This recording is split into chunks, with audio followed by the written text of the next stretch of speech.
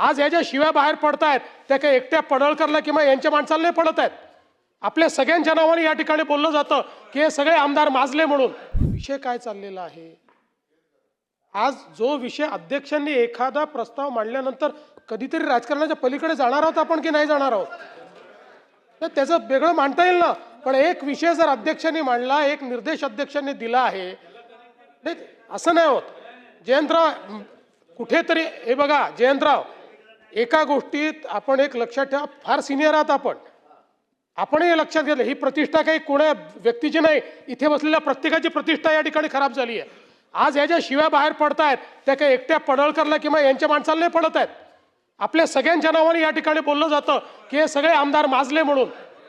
जरा काही गांभीर्याने घ्या. ही प्रत्येक गोष्ट अशी पॉलिटिसाइज करून आपण महाराष्ट्रातल्या जनतेला काय सांगणार आहोत जयंतराव? हे बरोबर नाहीये. अशा प्रकारे समर्थन करणं योग्य नाहीये.